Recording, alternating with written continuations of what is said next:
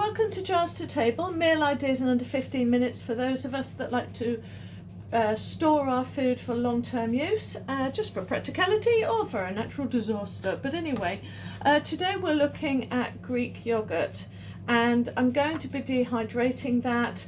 1 or 2 trays, I don't really know yet, probably 2, is going to be a mixture of blue cheese, any blue cheese you want, with a nice thick natural yogurt. I'm not going to be using, and I wouldn't ever dream of using, low fat Greek style yogurt. I just don't see the point of it.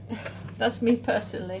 But anyway, the reason why I like the dehydrating, I like the idea of dehydrating blue cheese with Greek style yogurt or with sour cream, is because we love, me and my eldest, we do love Caesar salad, and also it's great to add to, if you've got, you know, Greek style or sour cream with blue cheese. It's great for adding to jacket potatoes and pasta, not just as a salad dressing.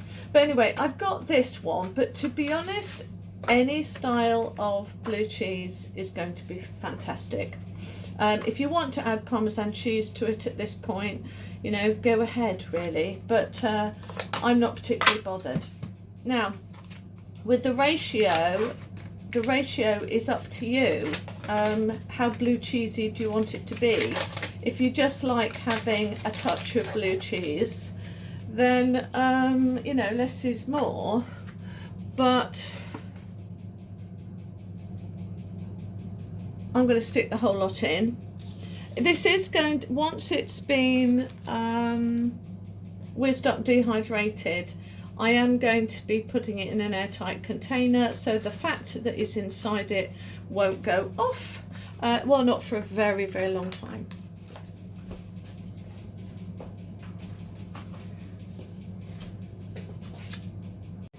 Right, okay, so we're going to put in, whether it's natural yogurt, Greek yogurt,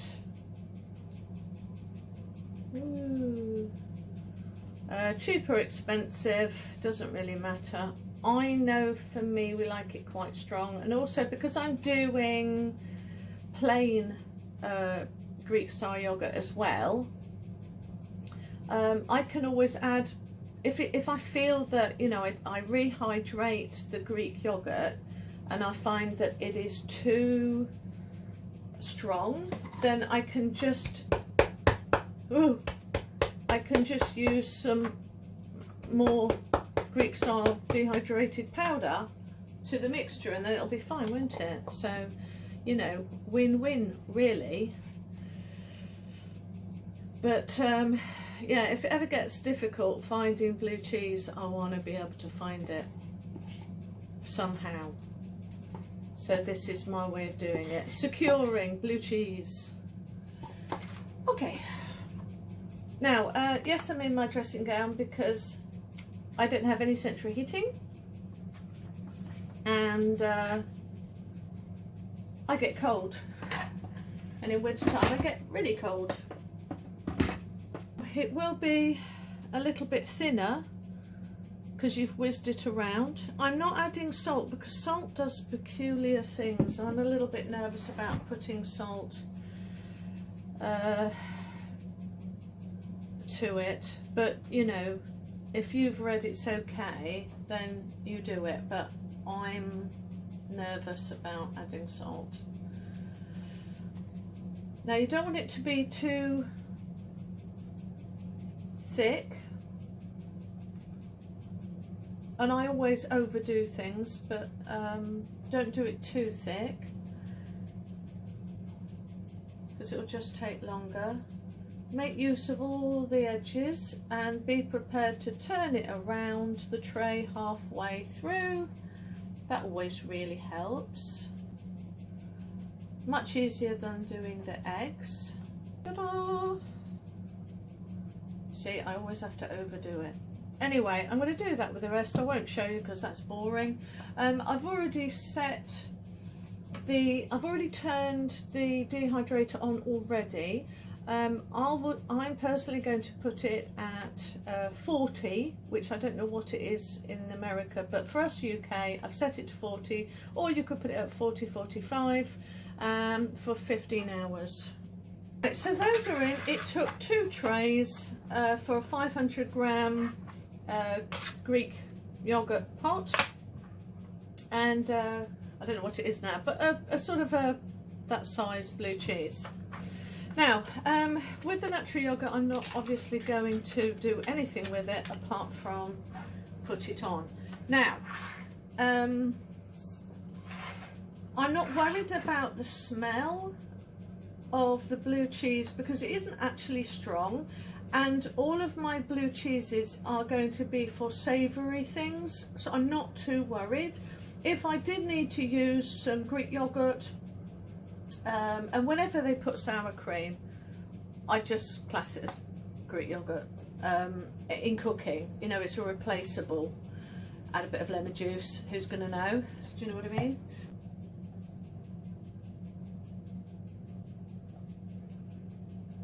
Right, and do remember which one is blue cheese and which are just plain. So we've used a little over the 500 gram, and this is probably a little bit too much, but you're going to find that this hydrates quite quickly. Have a look at YouTube for dehydrating Greek yogurt, sour cream and stuff like that, because they've actually got some really great sweet ideas. They mix it with berries, sort of make a smoothie first and then mix them with berries, and I think they're called yogurt drops. I thought it might be fun if I show you, we're nearly finished with this now, but I thought it might be fun to show you the results of how to do things on different sheets, and have you kind of look at the results so you could decide what it is that you'd like to do it on. Oh, let me turn my hob off. So without a doubt, although it's not reusable, it's actually parchment paper. Now I've put it on with the wax size underneath because I had a mesh sheet. Can I turn this over? Can I turn it over? Turn it over there. So a mesh sheet, and I turned it over and put this on. And as you can see, it just comes off really, really easily. Now, I'm going to put these in for a bit more because it's been in my kitchen for a bit and off. I'm a bit concerned that it might have retained some of the moisture. So I'm just putting it on again. And there's bits that are, there's bits that are a little bit pliable. A bit too bendy for my liking. It just worries me a bit because I'm in a very damp environment. So all I'm going to do, for me, this is just for it's probably fine, but I'm just going to peel it off and shove it in again, just for half an hour, just to double check, or probably an hour probably. But it comes off, and do you remember how thick it was? So thick, wasn't it? Look. So it just comes off. Now, it comes off flexible, and it tastes delicious, by the way. If you go and pop one in your mouth. But as I say, for me, I'm in a very, very damp environment. It's been off for about 6 hours, so it's been sitting in a damp room for 6 hours. So but let's have a look now we've seen what it's like with the silicone trays. We can see how easy that is. Sorry, you don't need to see me do that. And we know that this is a success. This is a complete success on the paper. Brilliant.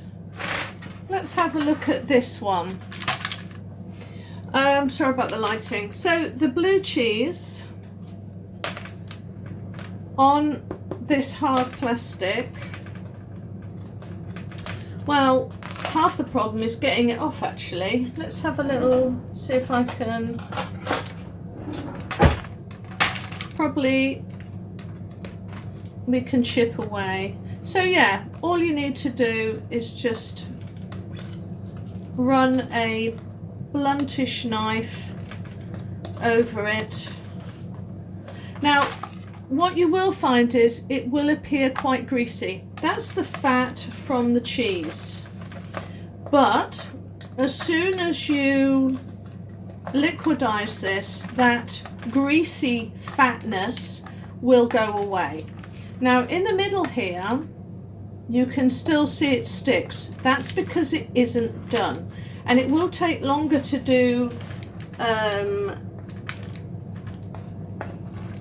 this Greek yogurt if you've added a fat to it. And I would highly recommend anyway that you kind of turn it upside down like I do other dehydrated goods. I make sure that I turn it over and then I put it back. Now some people don't mind this if it's flexible. I'd rather try doing it this way where I turn it upside down just to make sure before, because I don't find it is flexible. Even my thickest stuff here, once it's dry, it does that. To me, it's not done, but that's because that was super quick. Where I get a thin piece, snaps. So this is all going back in, and then we'll get to turning it into powder. Right, so it's the end of a very long, kind of in the end, about 17 hours. How you need to finish the product off with the Greek yogurt, for instance, is I haven't yet, but I'm about to vacuum seal it. If you want to put kitchen towel in so that as the air comes out it doesn't go in your vacuum sealer, that would be handy for the life of your vacuum sealer. Or you can use material put in to try and keep that powder down and not inside your vacuum sealer. Any way that works for you is great. But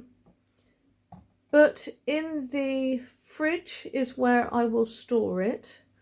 And if you don't have a vacuum sealer, try and put it in a jar that's as low as possible. So this is a 200 and I think something like a 250 jar. So put it in a 200 milliliter jar. And try and get as much air out of there as you possibly can, and then put it in the fridge and it'll be good for 6 months. With both of these you want body temperature water, so to hydrate it. If you put dairy products in cold water they stay grainy. If you put it in boiling water they solidify and it's horrid, it's inedible. Nothing you can do with it after that. So body temperature water is the way to go. And then if you want that Greek yogurt to be cold, well obviously once you've hydrated it properly, then just put it in the fridge and it'll be lovely and cold. Now when it comes to making sure that it's the right temperature, when I powder it